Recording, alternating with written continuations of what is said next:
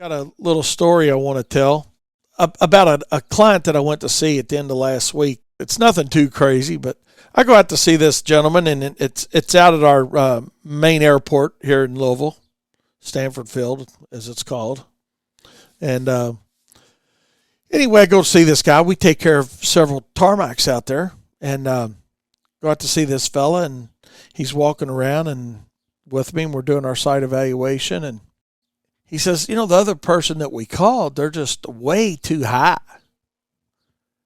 Now, that sets off a few little bells and whistles for me. I'm sure it does you too.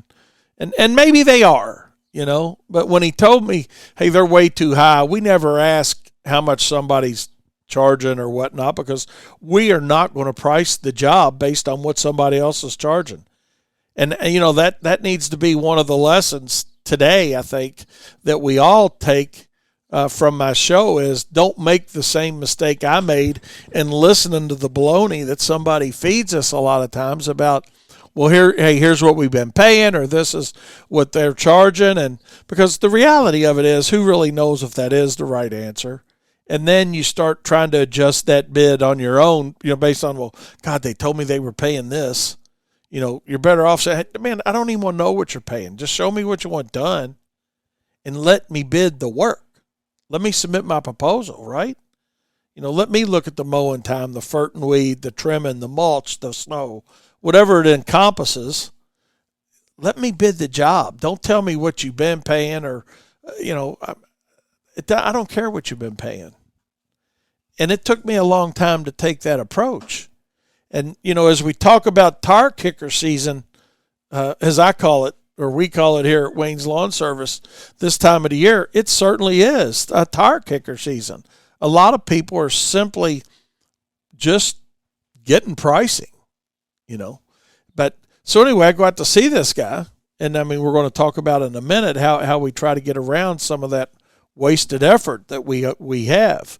But I go out to see the guy, and he's saying, they've bid it, and, they're thinking it's the new owners or the old owners that they used to maintain this place on, and blah, blah, blah. And so I said, well, I appreciate that. I said, but if you don't mind, Mike, let's just go ahead and walk around the place. Let me take a look at it, and we'll submit our proposal. We'll go from there. Is that okay? He said, yeah, that's fine. He said, I just want you to know, though, in a previous life, I did what you do. I had a lawn business. And at that point, I'm like, oh, God. One of those, right? Have you ever had that oh God moment, when somebody pulls that out on you? So this guy's trying to say he understands how he can relate to me. But on the other hand, in my mind, what's going through there, okay, if you were really good at what you did, why aren't you doing it still, number one? And then number two, and maybe more importantly, you already told me the other guy was way too high. And when he told me who it was, I'm thinking, well, not thinking, I told him, I said, well, I don't know if we'll be higher or lower. I said, sometimes we're higher, sometimes we're lower. But no, with them, knowing true down in my heart, when he told me that, these guys are consistently lower with most of their proposals than we are.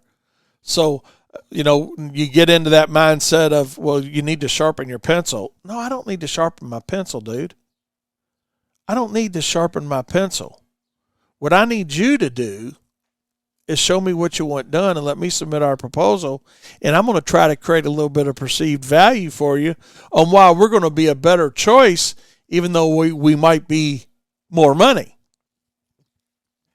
And that's the concept we're going to talk a little bit about today, is what are some things we can do to become the better choice, even though we might not be the least expensive option that somebody's got. And who's that up to? Come on now, who's that up to? Exactly right. That's up to you. That's up to you to paint that picture.